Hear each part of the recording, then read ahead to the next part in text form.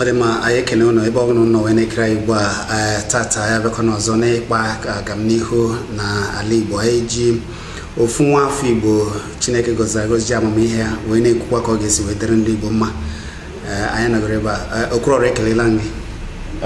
Maazị anyị na-ekene Igbo mma mmadụ.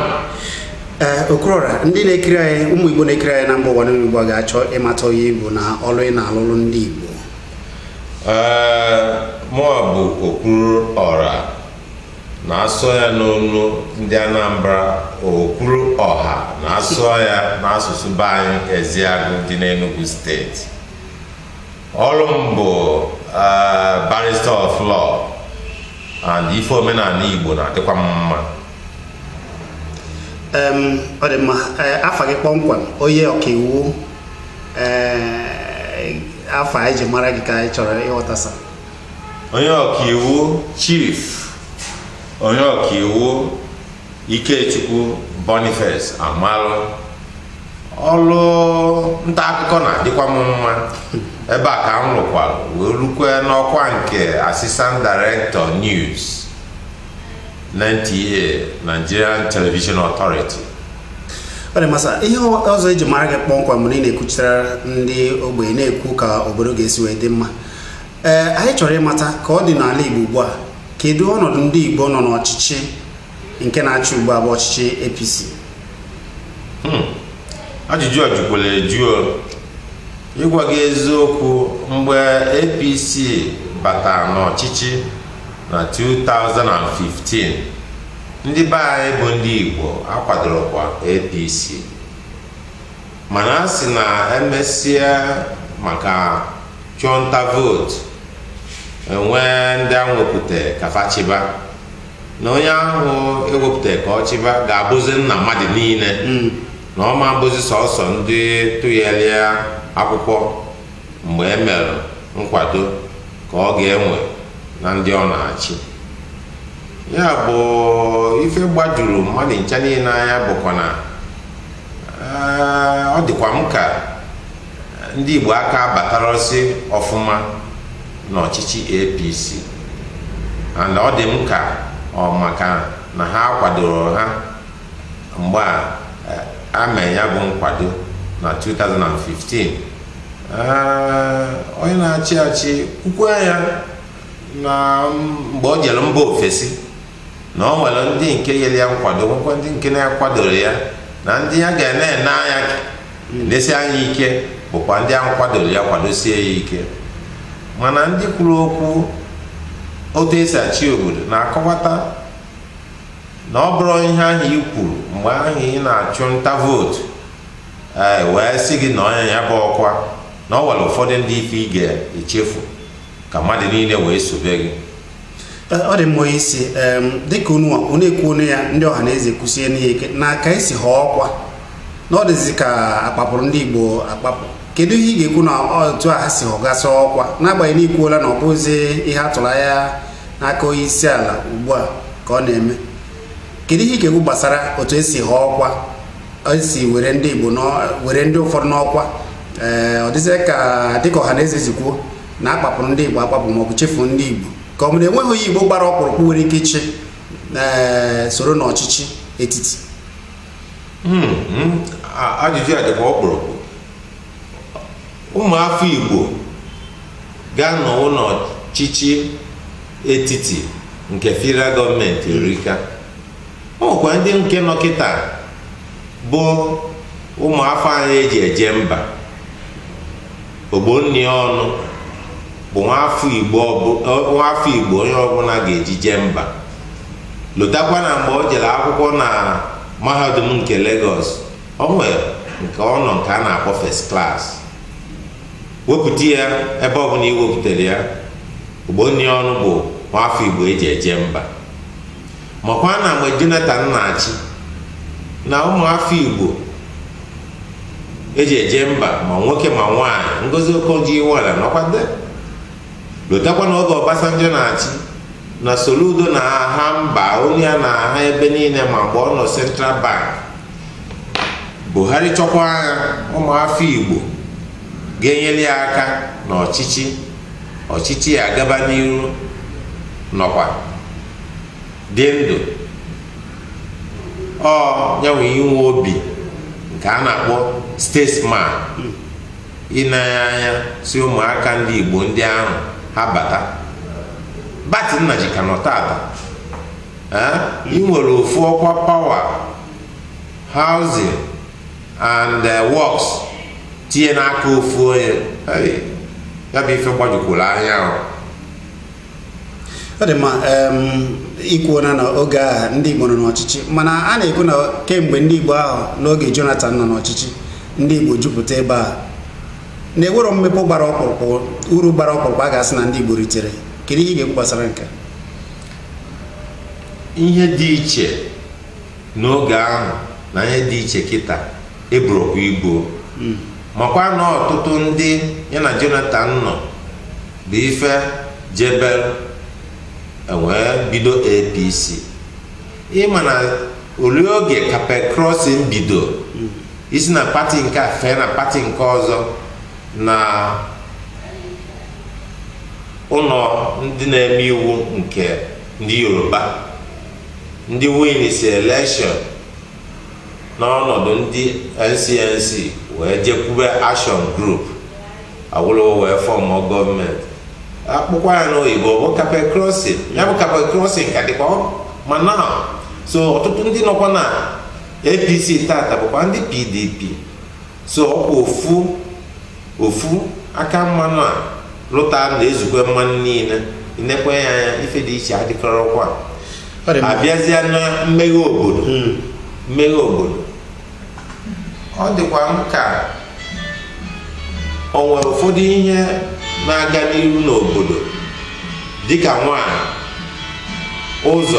okporo ụzọ, dịka nwanyị, ọkụ eletrik. Ị ga-asị na ebido ya na ọ ga-adịkwa n'oge gọọmenti nọ taa wee bakwa gọọmenti nọ n'iru.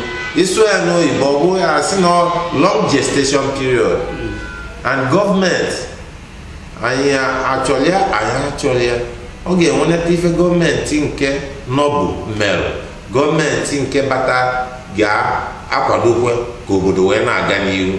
Ọ dị mma, onyeisi, dịka isi kọwaa ugbu a na-emegbu ndị Igbo, ndị anyị na ha nọ na Naịjirịa na-emegbu ndị Igbo n'ezie ka ndị Igbo na-eme onwe ha?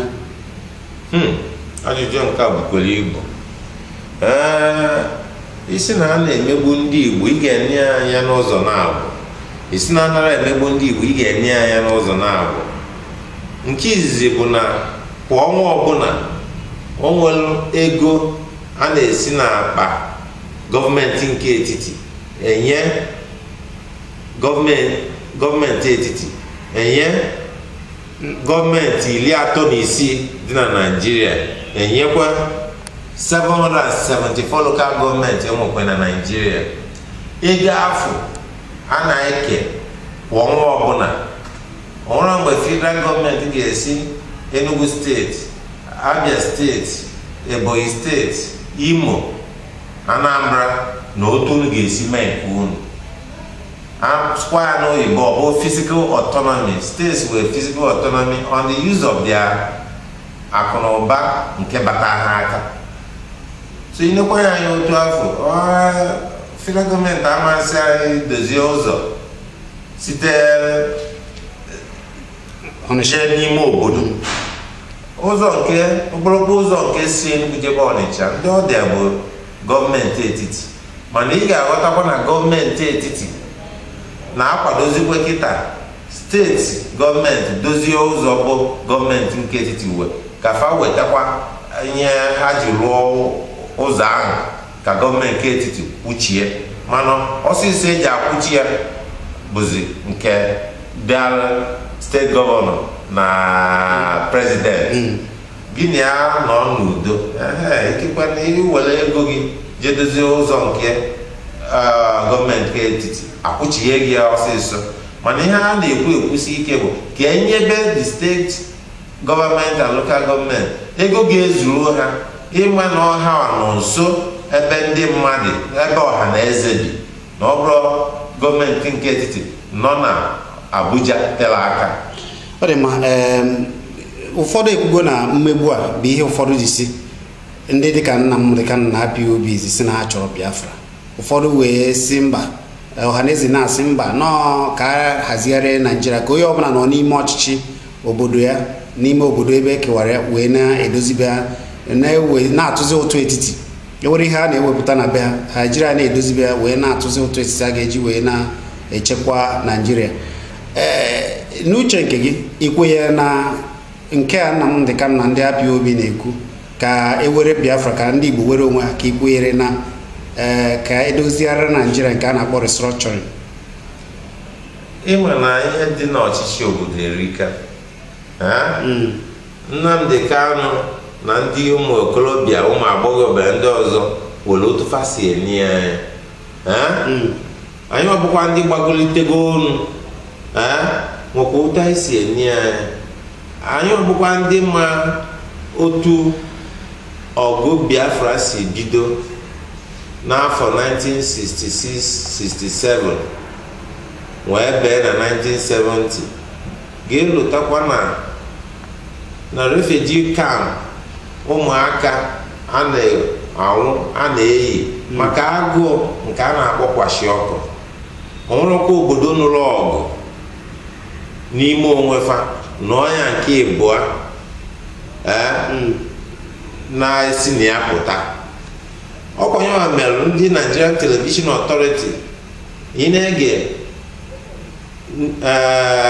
akụkọ ụwa ha, akụkọ mba niile ha na-egosi na elekere 9 aghasị mbosi niile. Ị ga-agwakwa ka ewepụta Ikemba Ojukwu na-agwakwa ọha na eze na ọkwanye wa so n'ọgụ izizi ya, mana ịnụkwu ya nke ya abụọ ọma barakwara onye ọbụla uru na ebe ife dịla anyị tata bụ ka anyị ghọta ebe anyị mefere mgbe gara aga were adozikwa obodo anyị tata. Nnamdi Kanu ife ọ na-ekwu atụ anya na gọọmenti ga-enye ihe anya, gọọmenti dozie obodo, ọ dị South East mma, ọ dị North Central mma, ọ dị South South mma, ọ dị South West, ọ dị South East, North East na North West. Obodo enwee bụrụ ofu. Ọ bụgodị gị bụ ụmụaka ịmụtawa ụmụaka, ịbịa na-akwado so ofu na-emegbu ofu, be gị ama nzukọ ike, ọkwa ọgbọ aghara ka ị na-ebido. Ya bụ na ịkwado structuring. Nnekwa anya na development ọganiru enwe na Nigeria today bụkwa ọganiru enwe mgbe ahụ anyị bụ Eastern Region, Northern Region, Western Region. Western Region nwee koko, North nwee groundnut na cotton. Be anyị bụ South East or Eastern Region ma bata ma Bayelsa and Cross River and Akwa Ibom, well, akpụ na mmanụ. Ọkwanye maka anyị ji na coal ọkwanye maka anyị ji na-edozi obodo, ọkwanye maka anyị ji na-aga n'iru tupu enwee nweta mmanụ nke a na-akpọ oil, crude oil. Ịnekwe ha anya, ofu ife dị na constitution oge ahụ, regions were constitution, then enwere federal constitution. Ofu ife dị na constitution oge ahụ bụ na ihe ọbụla dịbụ unu dịara gị, asụ ya n'oyibo ọ bụrụ nke a na-akpọ derivation principle. Kedu ihe anyị nwere oge ahụ? Anyị nwere coal. Kedu ihe anyị nwere oge ahụ? Anyị nwere nkwụ na akị. Ihe a na-emezi bụ akwụọ tax to the federal government, to gọọmenti etiti. Ndị steeti ahụ ejide percentage nke 50% of ihe ahụ enwere be were ya na-edozi be. Ebe a ka esi ruo University of Nigeria, ebe a ka Awolowo si n'ụlọ University of Ife, ebe a ka Sir Ahmadu Bello si n'ụlọ Ahmadu Bello University. Ọ rapụrụkwa federal gọọmenti inwe their own University of Ibadan and later oge ọdịnihu University of Lagos. So mmeghe obodo ka mma oge afọ. So ndị na-ekwu okwu restructuring tata, mụ na onwe m na-akwado na-ekwu ya sị hei ka anyị nachie n'azụ ụdọ anyị si nọrọ ụya na ụya ka tata mma n'otu esi achị n'otu esi eme ọganiru obodo. Ọ dị mma, mana dịka isi kwuo ikwuturu okwu ihe butere agha, ị ga-arụtụrụ anyị aka ihe butere agha nke Ojukwu gara n'afọ a wee iche na ihe a o jiji jee agha ọ bụ ihe nke butekwara na Kanu kasịkwa na ọ ka na-eme na ihe na-ebe ka na-ebekwa mere ha ji akpọkwa ka onye ọbụla nọ na nke ha rụtụgidere anyị aka dịka okenye ihe iche na ọya butere agha ahụ ihe ahụ ọ ka na-eme ugbu a. Onye kwe ma onye kwere onwere ụbọchị ịbịa n'otu esi achị obodo a ga-eme otu o si dịrị onye ọbụla mma, mana ndị ma ife na-eme ya iwelu nke a ịhapụ nke a ka ọ wee zuoro onye ọbụla. Ịnebe anya ịnọ n'ọkwa Ojukwu na-achị Eastern Nigeria, then Eastern region. Free for Ojukwu for. Onwere ga-apịa ụta na ọ jere agha. And akwụkwọ ndị mmadụ degasị na ihe gbasara ọgụ Biafra, efu na ọtụtụ n'ime ha sịkwa na ihe ahụ dị oge ahụ na ọ kachasị njọ tata. Ịghọtago nyewa ka ụfọdụ ji na-asị hei na a na-emegbu ndị Igbo, mana ebe na Naịjirịa tata na ndị Igbo na ebe niile, ọ ga-akaziri anyị mma esikwa nụbakwa ọgụ ahụ a nụrụ na 1966-67 to 1970 na nke a nụrụ ahụ kpuchikwara anyị azụ ọbara uru na ejikwa kwuba okwu agha ikwute na asụkwa na ejel ọ bụkwala agha mba, ọ bụrụ ihe ziri ezi. Ihe ziri ezi bụkwa agbakọta na kọnferensị tebụl, iweta obi gị, onye ọzọ enweta obi, onye ọzọ eweta obi, achịkọ ya ọ na-amara otu a ga-esi hazie ya ọ dịrị ọha na eze mma, ọ dịrị ndị ugwu mma, dịrị ndị Yoruba mma, dịrị ndị Igbo mma, dịrị ndị Efik mma, dịrị ndị Edo mma, dịrị ndị Naịjirịa niile mma, ka obodo na-aga n'iru. Ọ dị masa ka anyị na-ekwu ya ndị ịkwadoro nke ha ndị ntorobịa ndị IPOB na-ekwu na ọ bụrụ na enye ha referendum ka e were onwe ha na ihe dịka ntuli aka vootu agaghịzi na-adịzi n'ala Igbo. Kedu ihe ị ga-ekwu gbasara nke a? Kedu ihe kpọkwa ha ọzọ? Ndị IPOB, ndị otu Nnamdi Kanu. Kedu ebe isi ọnọdụ ha dị? Ha nọ n'ala Igbo wee na-eti mkpu. Ha nọ n'Enugu. Kedu ebe ha nọ n'Enugu? Ọtọba gị ahụ ọ bụ ịgwa m ebe ha nọ n'Enugu kịta ma sị gị si ebe a kulite mụ na gị na-abịa jee m ọfịs ya ma ọ nwere onye m ga-afụ ka ọ kọwata m ihe o ji si na ama ntụ vootu n'ala Igbo. Dịka oge gara aga ihe elotekwa na ọnwego ga-boycott election, nwoge ga-boycott census. The n'oyibo, the effect of such boycott is never in the interest of ndị na-boycott ya. Ịghọtago? So onye si na ama ntụ vootu n'ala Igbo maka nke a ka ga-eme na Anambra n'ọnwa dị n'abalị 18 ya ọnwa Nọvemba anya nọrọ ya dị ka ọrụsiri ọnụ karịa wiki enweta ya bụ vootu na Anambra. Ya bụrụ na Nọvemba 18, 2017 asị ụfọdụ a na-asị he na ama ntụ ịma ntụ vootu na Anambra ọ maka gịnị?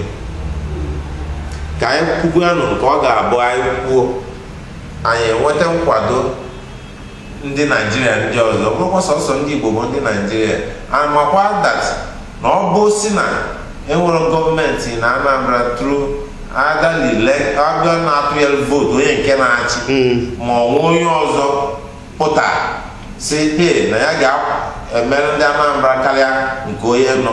Onye ọ bụ demokrasi nwa na-ekwu na ndị mmadụ nwere options na ha nwere choice. Ọ bụrụ Obianọ, ọ bụrụ Ifeanyi Okonkwo, ọ bụrụ Ọbazi, ọ bụrụ ndị ọzọ so azọ.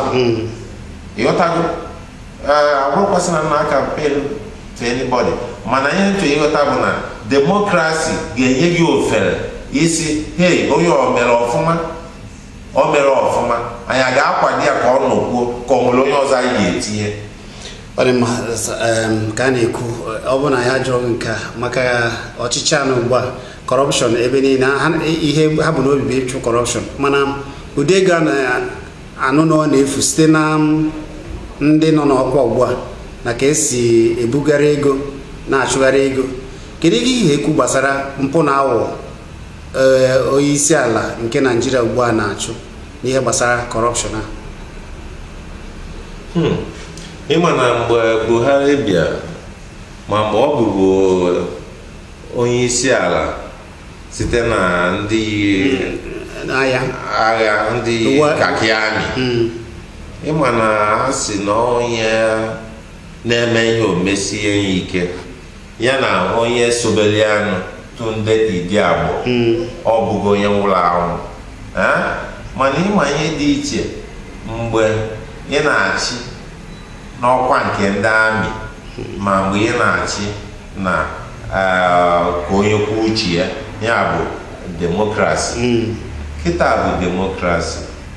Buhari bata n'ọchịchị si na ya ga-achụ mpụ na aghụghọ ọsọ, si na ya ga-edozi akụ na ụba obodo anyị, si na ya ga-achụ ndị Boko Haram.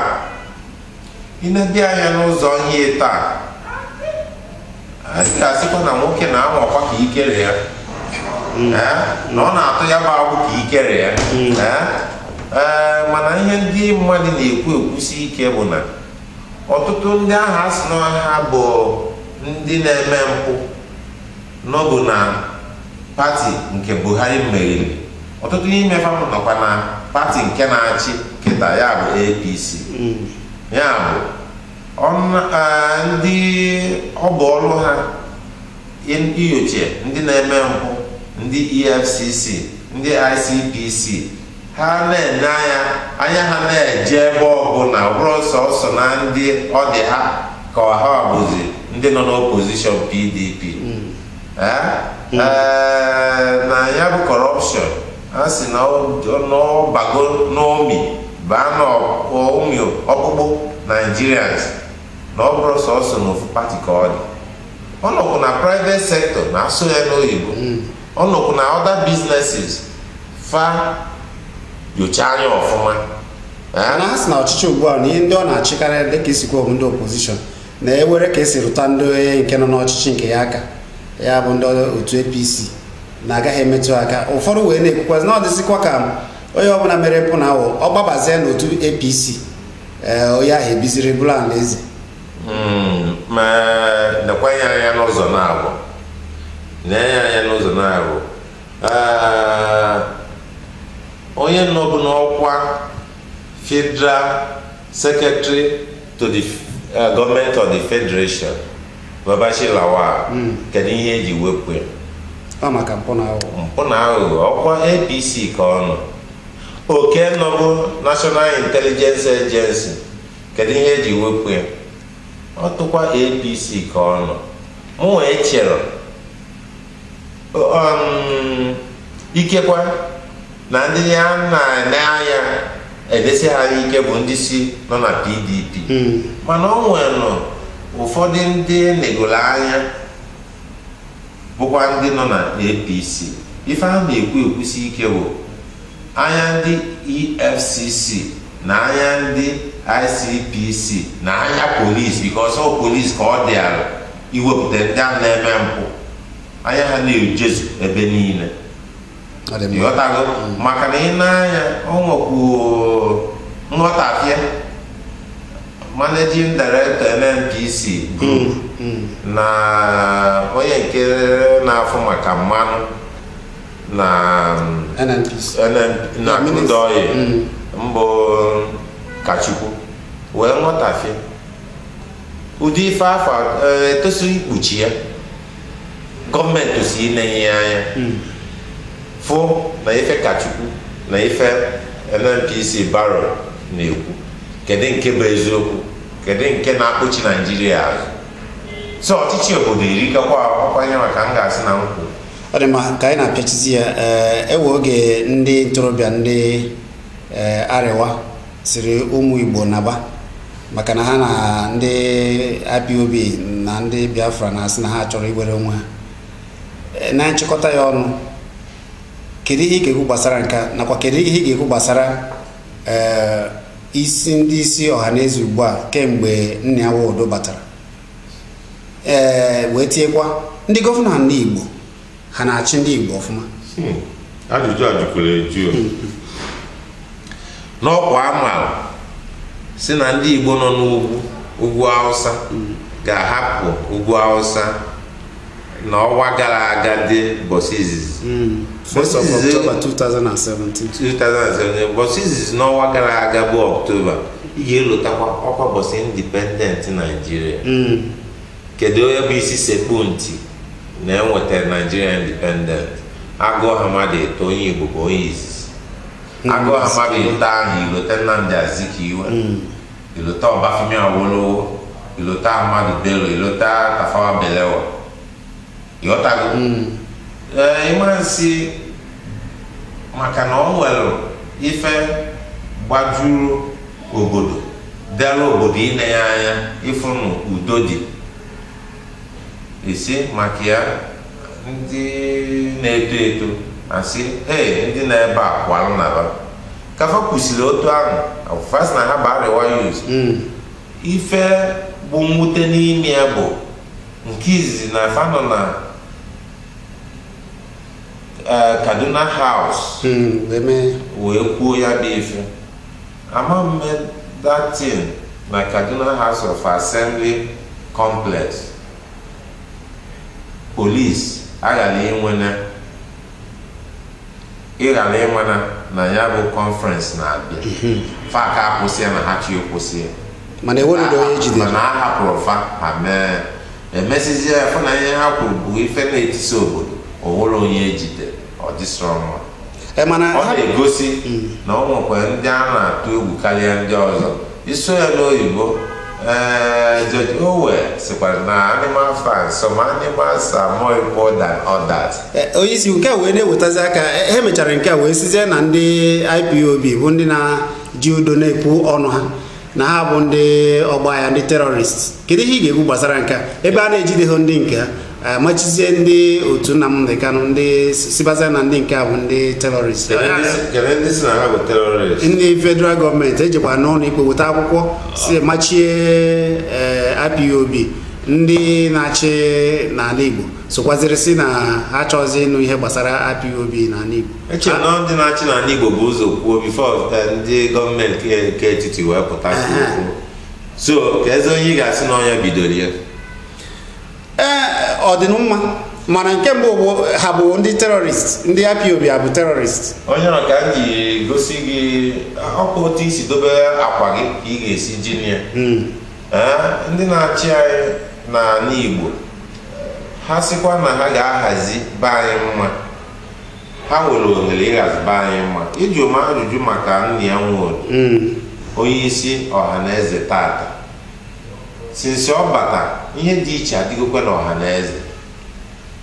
Nna Nwodo ị ga-aghọtakwa bụkwa young minista ma ọ na-elulo afọ 13. O nwere onye Chukwu na-enye nkwado ọchịchị and ike ma ọ bụ prezidenti ndị ọhaneze aka ga-ebezi anyị ntị. Ihe ahụ na-enye anyị nsogbu na-eli anyị uju. Ọ dị m ka federal gọọmenti egebezie ntị maka na ugwu a na-akwanyeziri ọhaneze tata abụrụ ugwu a na-akwanyere ya nya, mana ihe dị iche ka dịkwa. Ugwu a na-akwanyere ọhaneze irukwa ka ugwu a na-akwanyere Sultan of Sokoto, irukwa ka ugwu a ga-asị na a na-akwanyere say leader of Afenifere or so. Ọ nọkwa n'otu isi dobe akwa gị na gọọmenti ndị nọ na South East ha akwadosi ọhaneze ike maka na tata Chukwu wepụta onye ga-abụ na-achị ọhaneze tata gasị eziokwu na anyị ma ihe anyị chọrọ na South East na ọ bụrụ ọgụ nọọ ka ewedata otu esi achị obodo ka o rube onye ọbụla ka anyị bụ ndị Igbo na-agba mbọ na-agbasi mbọ ike wee dozie ebe anyị. Ọ dị mma ka anyị na-apịachi biko achọrọ m ịma kemgbe abịacha agbacha ego ndị agha gbatara n'ala Igbo gbacha ego eke emechazie jee na mgbe Nnamdi Kanu afrozi Nnamdi Kanu kedu ihe dị ka ihe mere na onyenwa bụ ndị okenye na ndị na-achị ala Igbo gbachiziri nkịtị onye ọbụla dajụọ ebe nwa mmadụ na-ekwu maka ihe gbasara Igbo dị ka ọ na-efu efu? Gịnị ka ị ga-ekwu gbasara gịnị mere na ndị Igbo ekwusi okwu ike gbasara egwu eke abịa agba wee mechazie Nnamdi Kanu abụziri onye a na-achọ achọ ugbu a maazị ebe ọ nọ? Kedu ihe mere na ndị Igbo na ndị okenye dịka unu gbachiri nkịtị? Ọ bụkwa sọrọ agbachiri nkịtị nke otu ahụ. Nke izi bụ na egwu eke abịa agba asụrụ n'oyibo Operation Pantam Dance. Enwekwa Crocodile Smile, enwekwa ndị ọzọ ewegasị na mpaghara obodo anyị bụ Naịjirịa dị iche n'iche. Ọ bụrụ sọ be anyị ka eweli ya. Ọ dịalụ ndị amị na ndị na-ahazite otu obodo ga-esi dị mma ịma uru ha si na egwu eke ahụ ga-adị. A sịkwa na nke a oriri Krismas na-eru na ọ ga-enye aka ịkwụsị kidnapping, na ọ ga-enye aka ịnarutebeghị isi Lagos nata isi ofesi nata, ọ nwere ndị ga-abịa nye gị nsogbu. Ịghọtago? Mana otu anyị si na-aghọta ka emesi nke ikpete maazị a nke ịbọ ya amarazi ebe Nnamdi Kanu nọ. Nnamdi Kanu nwere ndị ọkaiwu. M ga-asị gị na okwu ya dịkwa na ilu ikpe ya. Mana onye ọkaiwu ya sị na ya amaghị ebe ya na ya fụbeghị. Ọrụ dịkwala onye ọkaiwu anyị jụba ajụjụ jụsibia ike. Ọkwa ịma na ndị so mena eji hapụ Nnamdi Kanu mgbe ahụ eji ya Senetọ Abaribe, Senetọ Abia South, makwana a distinguished Senator of Federal Republic. Ịghọtago? So o tozikwa iraise more issues in the National Assembly. Ọ bụsị na onye nsaị na shọti na ma afrozie, hey, kedu ma ife beli anụ? Anụrọkwa na that motion adịgo raise na National Assembly na Senate. O tosi ịjụ ajụjụ, o tosi ịjụ ndị amị ajụjụ, kedu ihe unu ji ebe onye nsaị na because itinye aka saịn ya mmadụ shọti ife ọ na-egosi bụ bọsa achọkwala onye afọ na ikpe ya ga-abịa kọt. Ị ga-agba mbọ fụkwa na onye ahụ bịa kọt. Dọkịta akpọlite ibe Nnamdi Kanu amara ebe ọ nọ. Mana ndị okenye anyị na ndị na-achị ala Igbo, nna ya bụ onye eze, ma ndị eze wụrụ ya tụpụrụ ọnụ. Ya ka m na-ajụ, gịnị mere ụnụwa bụ ndị okenye na-ekwuru ndị Igbo, gịnị mere na ekwusighị ike jee ije ya jee ọ bụrụ ije na nke onye isi ndị agha sị ya ka ihe a mechara ole ebe nwa Igbo nọ, ka unu kwenye na ihe a ha kwuru na IPOB bụ terrorist n'ezie? Ọ bụ terrorist n'obi nke gị? Ịma na ijubugo nke terrorist a sakwa ya otu osi saa ya na a na-amara mma site n'ọnụ wee pụba n'ezi. Anyị dozite be anyị, ọ nwere ụfọdụ ife ị ga-asị na ọma mme mgbe a ndị na-achị anyị, ndị gọvanọ anyị na-enwebe mitin. Ugboro ole ka Nnamdi Kanu bịa ya bụ mitin? Ofu ugboro. Na-agwa gị even ka Arewa Youth nye that October 1 automatic, o nwere prominent leaders in the north si na ha kwadoro ife those youths mere. Ọrụ eziokwu. Gọvanọ Kaduna steeti wee sị na a ga-ejide fa na ihe ha kwuru dara iwu ejide fa ma tata. So ihe na-achọ ka ịghọta bụ baa echesoro m n'uche nke m na anyị emezigo akwa anyị otu ọ dị mma ka anyị dị n'ali ọfụma. onye ka ndị si na Chukwu yere anyị nna ya nwe odo tata ka ọ bụrụ onye na-achịkọta ọha na eze ka anyị gee ya ntị ka anyị kwado ya isokwa anyị n'oyibo one is gifted in leadership. From his days in the Students' Union in Ibadan University of Ibadan, the first non-Yoruba president of the Student Union at a very tender age, Minister of Aviation at a tender age, subsequently Minister of Information in Abdul Salam Abubakar's regime. A gifted leader, but Odrom Kandi Baya na Yiyan Kwado Etosidi na Yiyan. Such leaders na North and Southwest.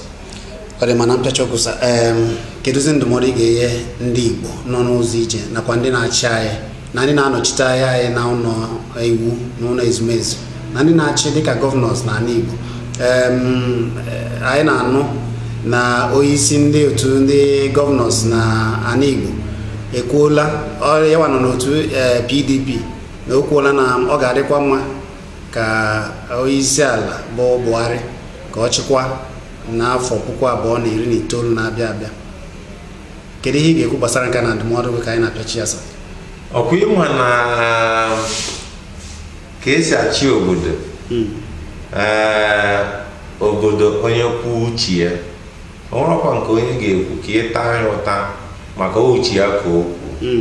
Onye si na Buhari chewakwa n'elu 2019 uche ya ka o kwuo. And in a democracy, you don't hold him, you don't hold it against him. Mana ife a na-ekwu bụ na ọ nwekwa pati nke ọ nọ na ya na kedu uche ya bụ pati, kedu ndị bụ pati, ndị mmadụ gbakọrọ ọnụ were ife ha che na ha ncha nwere in terms of political idea.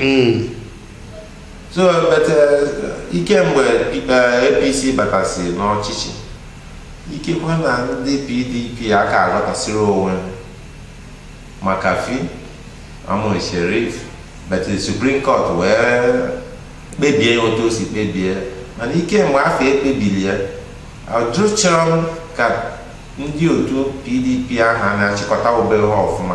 Ọ bụ ihe a na-achịkọta owe ha ọfụma, onye nọ na pati ahụ ewelitekwara n'ọchịchị pati ahụ ọ bụ gọvanọ, ọ ga-ekwu ụfọdụ okwu a ga-enye anyị obodo na-abụ pati aka enweghị ifefe akwụ sinsi oge ahụ. So ịjụọ ọkwa ike owu obodo anyị isi na onye ọbụla bụ gọvanọ, onye ọbụla bụ prezident nwere ofere ọ nọ n'ọkwa arịnọ ọma ọfụma na a ga-ọnwekwa ike ịnọkwa arịnọ ọzọ. Iwu nke obodo kwadoro ya.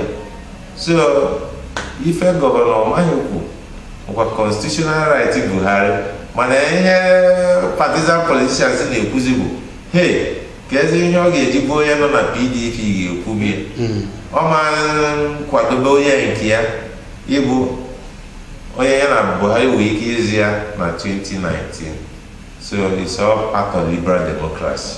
Ọ dị masị ka anyị na ndụmọdụ gị ihe ndị Igbo ọ bụ na otu ọnọdụ ndị Igbo dị ugbu a na ọ dị mma na otu ndị na-achị anyị dịka gọvanọs na ọ dị mma ihe ndụmọdụ gị, ọ bụkwa na ọ dị mma ihe ndụmọdụ gị eze ndị Igbo ndụmọdụ ka ọnọdụ ndị Igbo si dị ugbu a kedu ka ndị Igbo ga-esi wee na-aga n'ihu? Ọkwa ịma na onwere ụbọchị ịbịa esi na ọdịba mma ọ dịọrọ onye ọbụla mma. Ịbịakwa n'ala Igbo today ọganiru obodo onwe na steeti n'ala Igbo na-aga n'iru karịa ndị ọzọ.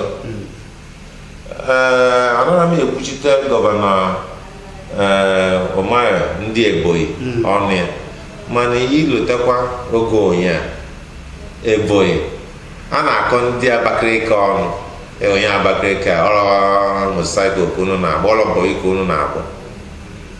Mana since egwu batara as gọvanọ ndị Ebonyi Elechi bata na n'ụmanyị Ebonyi na-agba ozikwa bọsị ya nwa opportunity nje Ebonyi State University jefu mmadụ ifu that ife gbasara ịgụ akwụkwọ so emeghe obodo so onwe ebe ndị gọvanọ anyị na-anaghị eme ọfụma ọ ga-adịkwa mma ka fanaghị abịakọnata ọnụ o nwere ofu ihe na-abụ economic enterprise ha bụ the South-Eastern Governors were jikọọ ọnụ ọ dịsịrọ mma ọ ga-enweleta ife ha na-enu Nkalagu cement factory ọ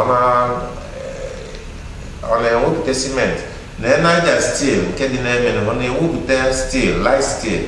So ife ha nwere ike ịchịkọ ọnụ mmekọ ọnụ erika na efe settlement ọkpara lụsi onwe nke a ga-asị na South-East Governors jikọọ ọnụ onwe power plants ha lụ together and anyị bịakwa dey blessed where people like Bat Nnaji Soludo kedu ụdị support ha na-enyefe mana ọ dị ka ihe Soludo isi hazigasị development ndị n'ala Igbo ugbu a ndị South-East gbakọtara ọnụ ndị gọvanọ ha na-abịa asị na hibeziri otu mmepụ nke Soludo asị ya ji hazie wee tụọ alụ ka a ga-esi wee rụbazie industries n'ala Igbo eziokwu mana ị ga-enye ya ofere ka ọ were chepụta echiche makwa mgbe Soludo mere introduce NEET National Economic Development Strategy 2004 a sị nọọ ihe ga-emepe obodo Nigeria niile seats bịakwa bill for state government but ife dị na ebido mmeghe obodo gọọmenti ahụ si na ọchịchị pụọ gọọmenti ọzọ ga-abata ama nkwadosi ya ike so ọ dị mma na ndị na-achị ala Igbo ọ gọvanọs ọ traditional rulers ọ ndị igwe ka ha na-etinyekọta ma senatọ ka ha na-etinyekọta isi ọnụ oke inebede anya na senators you mention senators ọ nwekwa otu ndị Igbo si eme na-adịsịrọ mma mpa afọ ndị senatọ but ka m jiri nke ndị South-West give example Bola Tinubu a na-akpịa leader of APC today national leader of APC kedu otu o si bido ọ nọ na AD site na AD ọbanye AC site na AC ọbanye ACN site na ACN ọbanye the alliance that form the APC that is ugwu ahụ akwanyere ya today ndị nke anyị bụ governors enyi mere ya na Tinubu elect na 1999 kedu onye na-anụzi afara so ebe anyị nwere nsogbu erikakwa a na-ekwu na 2019 ebidogo na iji ya ebidogo asị na ndị PDP nọzi opposition tinye party chairman to southern states kedu onye Igbo pụtago ndị Yoruba wee na-asị hey na ọ ga-abịanata be ha in politics if you don't say me you are not so ọ dị mkpa na ha ga na-agbakọta ọnụ ọ dị mkpa na ha ga-enwe economic integration in terms of common economic infrastructure and economic asset here United South-East lotakwa mgbe advisor federal government mgbe First Republic dị ndụ o nyere ahịa ji ọkụ lecture anyị ya bụ Maazị Dr. PCN Ọkigbo Pius Ọkigbo ọ sị ọ gwakwara ndị Baịbụl ndị Igbo na ụbọchị ofu onye na biznes agagokwa na biznes ga-adị oge ahụ aka enwere 21st century ka onye ahịa dị ọkụ lecture na biznes ga-adị echi bụkwa biznes ọ bụ gị na onye ọzọ na-emekọ unu mekọgide ya unu eje na stock market register the business holding company partnership ka njụzide gị bụ onye kpakpando television kedu partnership dị n'ala Igbo na work today in all enterprises the era of woman business is gone bụsị onye ahụ ọda na biznes ndị enwe na Nnewi industrial axis, Awka industrial axis,